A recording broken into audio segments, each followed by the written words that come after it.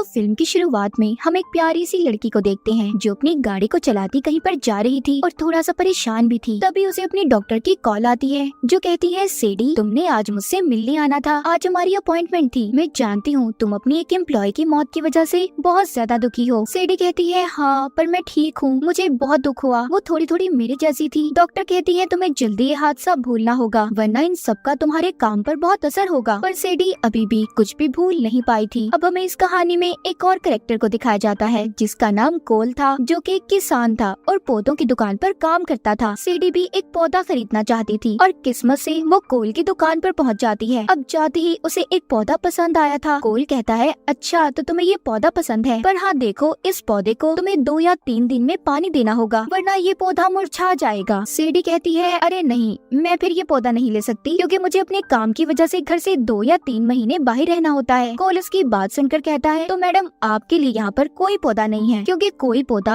अब तक ऐसा पैदा ही नहीं हुआ जो पानी के बगैर सरवाइव कर सके, चल सके। हाँ अगर आप चाहे तो ये प्लास्टिक का पौधा ले सकती हैं। उनके दरमियान में जब बहस हो रही थी तो तभी एक लेडी आती है जो इस दुकान की मालिक थी जहाँ पर कोल काम क्या करता था। उन्होंने सेडी को उसका पसंदीदा पौधा दे दिया था। अब वो लेडी कोल से कहती है, मैं तो समझी थी तुम उस लड़की का नंबर लोगे, वो कितनी प्यारी थी और तुम उल्टा उससे बहस कर रहे थे। कोल कहता है, सॉरी मैडम, मैं यहाँ पर ये काम थोड़ी करने आता हूँ। खैर वो उस लेडी के कहने पर सेडी के पास चला जाता है जो बस जाने ही वाली थी। जब वो उसकी गाड़ी के आगे आकर गाड़ी रोकता है तो जो पौधा सेडी ने इसे खरीदा था वो गिरकर टूट जाता है। अब कोल डायरेक्ट ही सेडी से पूछता है, क्या तुम मेरे साथ कॉफी पियोगी? सेडी ये सुनकर हैरान थी कि न जान पहचान फिर भी ये मेरे साथ कॉफी पीना चाहता है, पर सेडी भी मान जाती है और उसके साथ कॉफी पीने के लिए तैयार थी। ये दोनों कॉफी पीते हुए बहुत सी बातें करते हैं। सेडी अपने बारे में बताती है कि मुझे अक्सर अपने काम की वजह से घर से दूर रहना पड़ता है। कोल उसको बताता है कि मुझे भी फसलें उगाने के अलावा हिस्ट्री पढ़ने का बहुत शौक है। ये दोनों बहुत सी बातें करते हैं। सेडी कहती है, कभी भी मुझे किसी चीज से डर नहीं लगा। कोल कहता है, अच्छा तो ये बात है, चलो वो सीढ़ियाँ देख रही हो, मेरे साथ रेस लगाओ, अगर तुम हार गई तो तुम्हें बताना होगा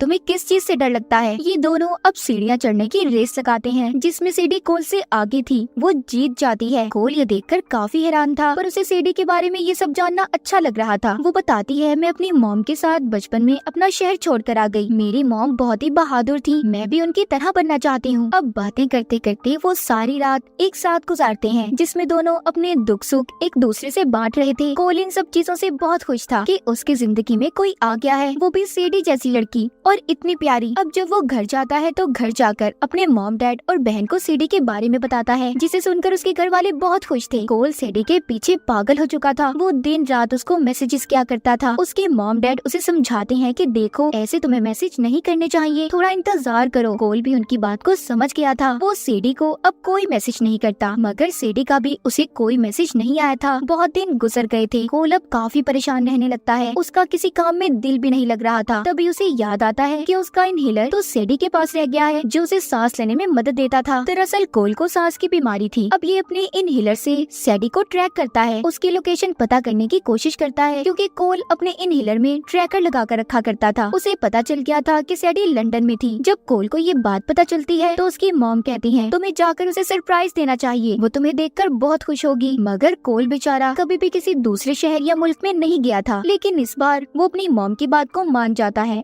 और लंदन में पहुंच गया था। अब जब वो एयरपोर्ट पर उतरता है तो उसे कुछ आदमी पकड़कर ले जाते हैं और टैक्समैन के नाम से पुकार रहे थे। वो बेहोश करके कोल को अपने साथ ले गए थे। अब जब कोल को होश आता है तो वो आदमी कहता है, पहले तुमने हमारे एक आदमी को मार दिया, फिर हमारा सामान चुराया और अब पासपोर्ट, पता नहीं तुम हमारे बॉस के पीछे क्यों पड़े हो।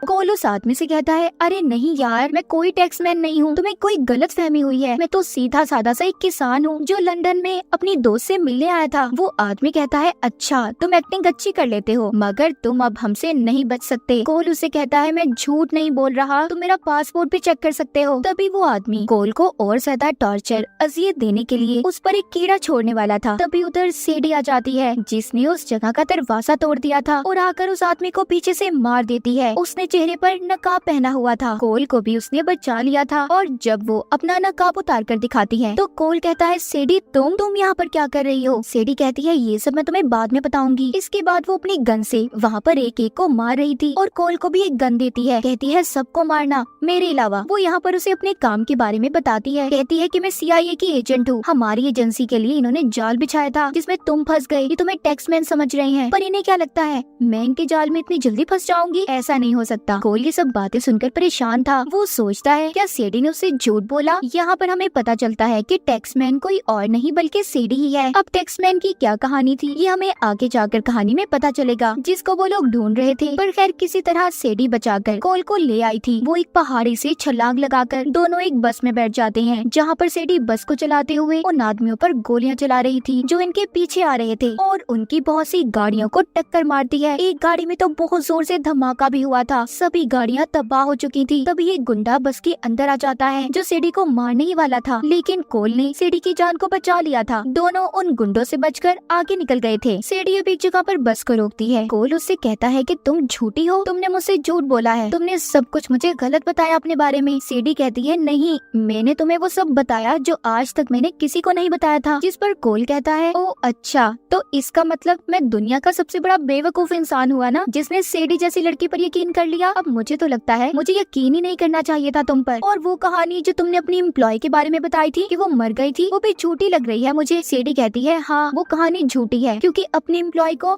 मैंने खुद मारा था। वो उन लोगों से मिली हुई थी जो मेरे दुश्मन है, उसने मुझे धोखा दिया था। कोल अब यहाँ से वापस जाना चाहता था। सेडी कहती है नहीं, अब तुम नहीं जा सकते क्योंकि वो लोग जो मेरे दुश्मन है तुम्हें टैक्समैन समझते हैं, तुम्हें मेरे साथ चलना होगा। सेडी कोल को लेकर पाकिस्तान के खैबर पास आ गई थी। वहाँ पर इन्हें एक आदमी से मिलना था। अब वो आदमी सेडी को बताता है कि जिन लोगों ने तुम्हें पकड़ा था उन्होंने ही हैशटैग को चुराया है जो एक बायोकेमिकल हथियार है और बहुत खतरनाक भी, और अगर गलत आदमी के हाथ में आ गया तो बहुत कुछ तबाह हो जाएगा और वो काम सिर्फ एक ही आदमी करवा सकता है जिसका नाम लेविक है। अब वो आदमी लेविक की सारी कहानी बताता है। यहाँ पर हमें लेविक के बारे में पता चलता है कि वो एक फ्रांस की खुफिया एजेंसी के लिए काम करता था और फिर बाद में उसने खुद के लिए काम करना शुरू कर दिया जिसमें हथियारों की खरीदो फरोख्त और कत्ल जैसी चीजें आम बात थी। वो आदमी सेडी को लेविक के बारे में सब कुछ बताकर कहता है अगर तुम उसको पकड़ना चाहती हो तो जरा ध्यान से, वो बहुत ही खतरनाक आदमी है। अब जब वो आदमी सेडी से बातें कर रहा था तो सेडी कहती है कि मुझे तुम्हारी मदद की जरूरत है, मुझे तुम्हारे कुछ आदमी चाहिए। तभी उस आदमी को पीछे से आकर कोई लाल शर्ट वाला आदमी मार देता है और कोलो सेडी को अपने साथ जाने का कहता है। तभी एक और आदमी पीछे से आकर लाल शर्ट वाले आदमी को मार देता है। अब वो आदमी इन दोनों को अपने साथ ले जाने की कोशिश करता है। तभी एक और आदमी आ जाता है और पहले वाले आदमी को मार देता है। अब लाल शर्ट वाला फिर से इनको पकड़ लेता है। ये सब कुछ इस वजह से हो रहा था क्योंकि लेविक ने कोल के सर पर टैक्समैन समझकर बहुत बड़ा इनाम रखा था। टैक्समैन CIA की खुफिया एजेंसी के लिए काम किया करता था और उसको उस बायोकेमिकल हथियार का पासकोड भी पता था।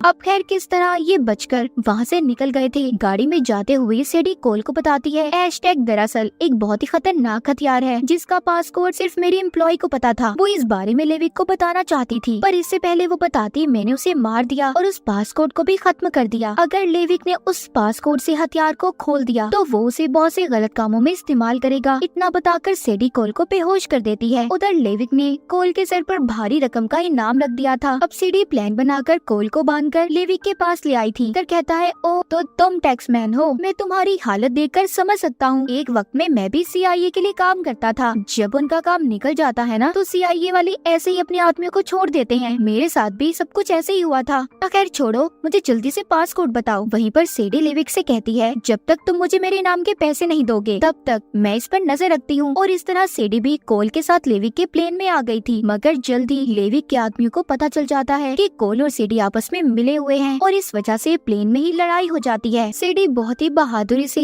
लेविक के आदमियों का मुकाबला कर रही थी, तभी उसे लड़ते हुए चाकू लग जाता है। वो जख्मी हो गई थी। ये देखकर अब कोल सेडी और बायोकेमिकल वाले ब्रीफकेस को लेकर चलते हुए प्लेन से छलांग लगा देता है। अब जब सेडी को होश आया था तो ये एक जंगल में थे। उसे ये जानकर बहुत अच्छा लगता है कि कोल ने उसकी जान बचा ली। अगली सुबह लेविक और CIA के आदमी इन दोनों की तलाश में थे क्योंकि इनके पास बायोकेमिकल हथियार वाला ब्रीफकेस था। ये दोनों जंगल में थे। अब वहाँ यहाँ पर CIA और लेविक के आदमियों के दरमियान में लड़ाई हो जाती है। यहाँ पर सेडी सिर्फ एक ही चीज को बचा सकती थी, कोल को या फिर ब्रीफकेस को। उसने कोल को चुना था। अब लेविक के आदमियों को ब्रीफकेस मिल जाता है और CIA वाले सेडी और कोल को अपने साथ पूछताछ के लिए ले गए थे कि उसने ब्रीफकेस लेविक के लोगों को क्यों ले जाने दिया। अब CIA और FBI के एजेंट ये फैसला करते हैं कि वो लेविक को पासपोर्ट का आधा हिस्सा बताएंगे, जिसको बताने वो उसको एक होटल में बुलाने वाले थे ताकि फिर वो उसे पकड़ सके। और इसी के लिए वो कोल की मदद मांगते हैं, क्योंकि लेविक की नजर में कोल ही टैक्समैन था जिसको पासपोर्ट का पता था। कोल ना चाहते हुए भी इनकी मदद करने के लिए तैयार हो जाता है। सेडी उसे बहुत मना करती है कि इस काम में बहुत खतरा है, लेकिन फिर भी कोल उनकी मदद करने के लिए तैयार था। पर लेविक को जल्दी CIA की चाल के बारे में पता चल गया था। वो उन एजेंट्स को मार देता है जो कोल को गाइड कर रहे थे। अब वो कोल के पास जाता है और कहता है चलो पासपोर्ट बताओ या फिर मैं अपना तरीका इस्तेमाल करूं, तब बताओगे। तभी वहाँ पर सेडी आ जाती है और लेविक को कहती है जिस टैक्समैन को तुम ढूंढ रहे हो